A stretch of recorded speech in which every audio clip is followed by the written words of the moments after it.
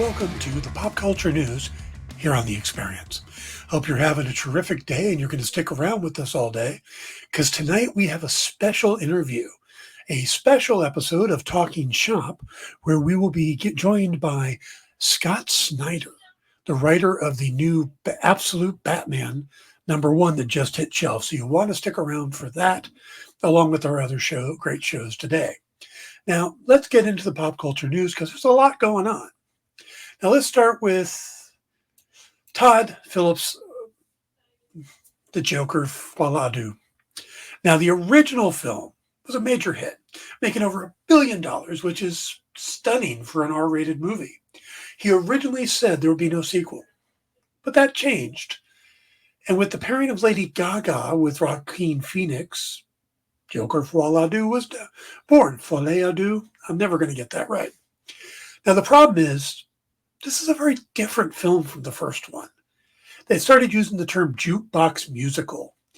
And I think some fans started to get a little worried. Well, then it debuted at a film festival, and reactions out of there were not good either. Well, it just opened this weekend, and it's coming in around $37 million. The original film made $39 million on Friday alone. And it's well shy of the $96 million opening that the original 2019 film did. Now, what made the original do well was the word of mouth. People loved it and told their friends. Reactions to the sequel have not been as good. This film got a D cinema score. To put that in contrast, Madam Web got a C+ cinema score. And when you're talking about cinema score, this is something that's been around since 1978. These are people being interviewed as they leave the theater about their opinions on the movie. So these are people who were already inclined to go see the movie. It's a movie they thought they would like, and they went in there. So they should be biased towards the film, and it got a D. That's the lowest any comic book movie has ever gotten. Now, Post Tracks, that also does their review, their scoring, they gave it half a star. And over on Rotten Tomatoes, the last time I checked, both critics and audiences were giving it 32%. So how did this happen?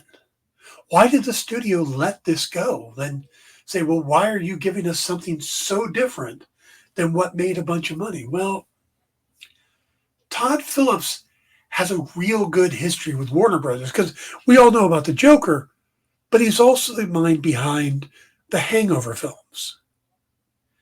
So Todd Phillips has brought in $2.5 billion for Warner Brothers, and that kind of gives you some slack to maybe go a little auteur if you want. I think he probably went too far that way. All right. Let's stick with the DCU, or whatever they're calling it nowadays, because there's so many fragments, and go over to Joel Kinnaman, who wants fans to know that he would never appear on HBO's Peacemaker series. The actor played Rick Flag Jr. in both iterations of The Suicide Squad and The Suicide Squad, and his character died at the end of the most recent one, which was directed by James Gunn. It's also in that film that John Cena is introduced as Peacemaker, and he's the one that kills Flag. Now, moving forward, Gunn has cast Frank Grillo to play Rick Flag Sr., his father, and he's going to appear in Creature Commandos and the live-action Superman and season 2 of Peacemaker. Grillo has actually said that he's kind of playing this new universe's Nick Fury. Now, earlier this year, the director on of one of the second season episodes, Paul Solet, tagged Kinnaman in a show wrap poster. He later deleted it, but he basically was saying thank you to everybody who worked on the show, and he included Joel Kinnaman, which made a lot of people think, oh my God, Rick Flag Jr. is going to be in it. Maybe it'll be a splashback, something like that. Well, Screen Rant asked Kinnaman about returning to the DCU, and he said, I don't know what to say. That's ridiculous. I would never. I would never be on a show like that. It's not what I do. It's not what I do. Now, it almost sounds like he's insulting the series, which, what's the old Shakespearean line? Methinks thou dost protest too much? Could this be a cover up to keep his appearance a secret? Or does he really think that lowly of the Peacemaker series? Hard to say, huh? Switching gears to Marvel, old Marvel.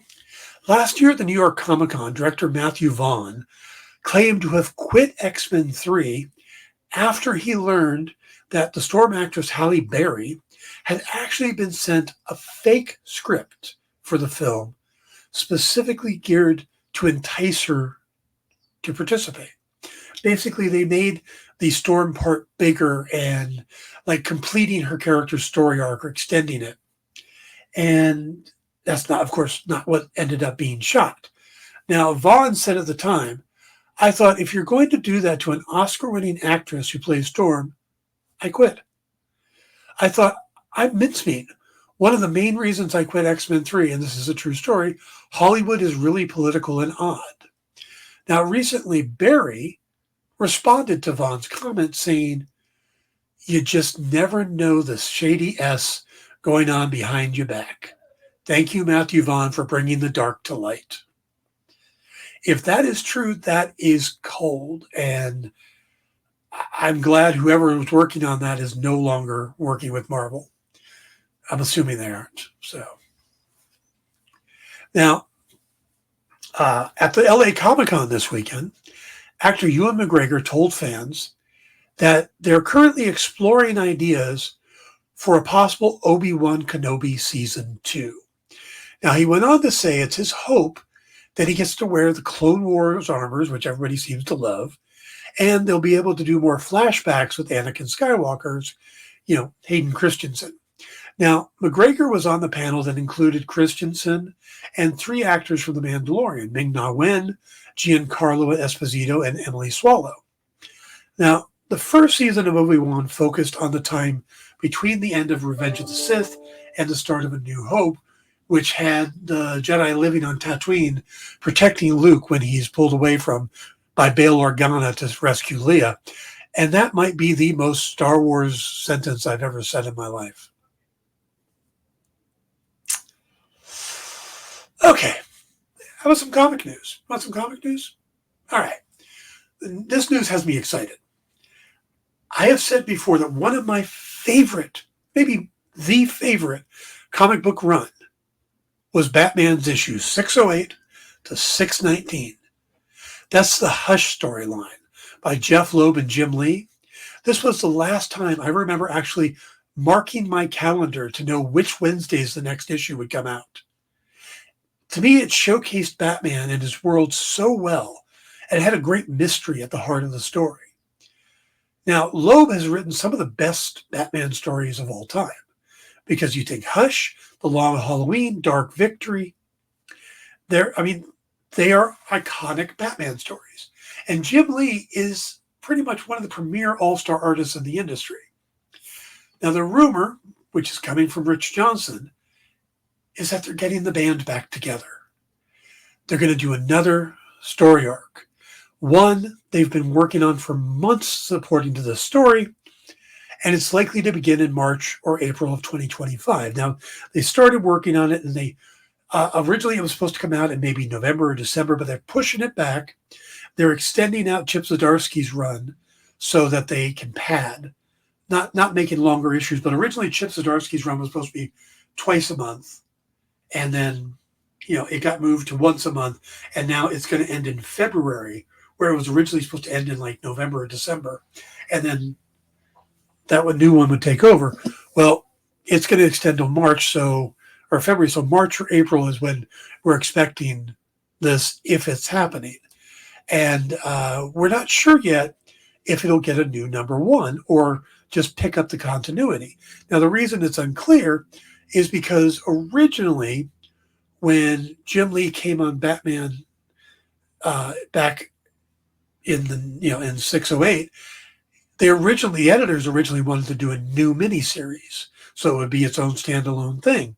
But Jim was insistent that he just is in the regular Batman continuity, and he promised that it would sell as if it was a brand new #1, and he was right.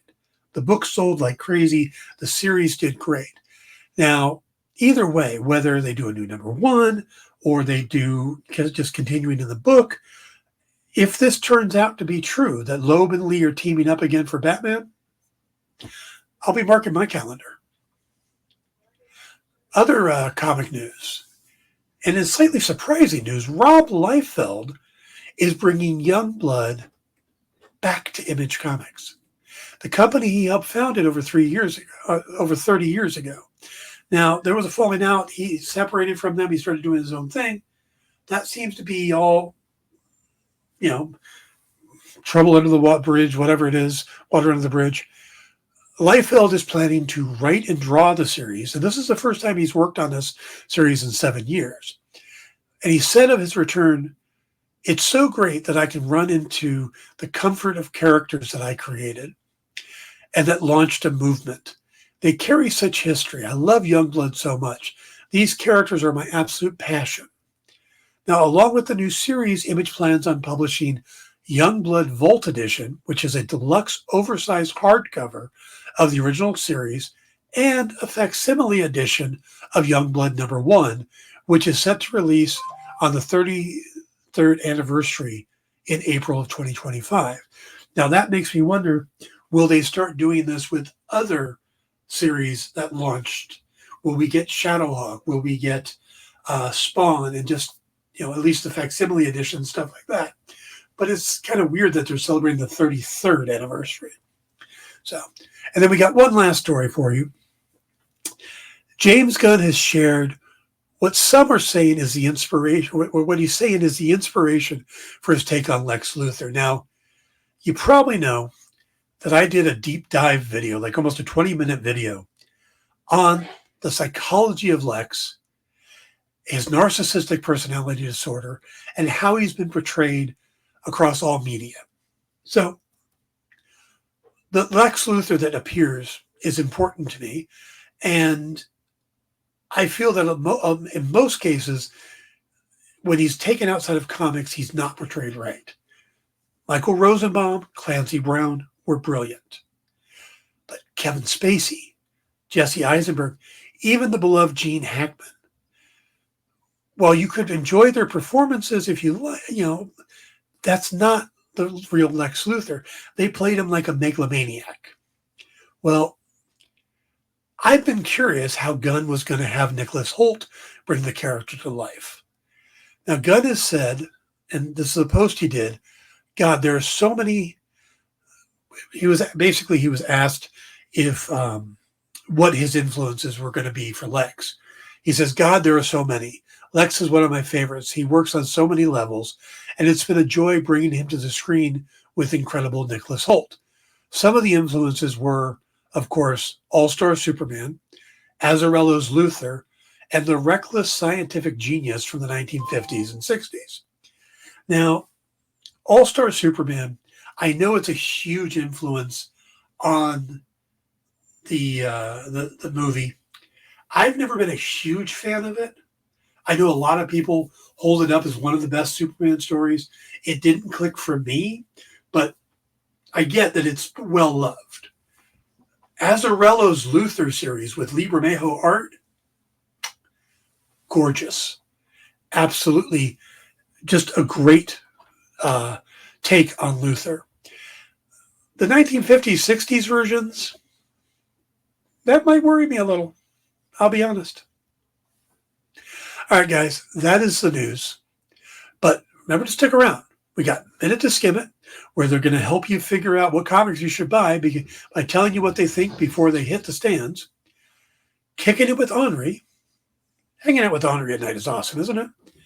No Mint Hunter, but we have our special Talking Shop edition, which will be airing at 6 p.m. Eastern with live talking to Scott Snyder about Absolute Batman #1. You don't want to miss this. So thank you for tuning in. I will see you guys later.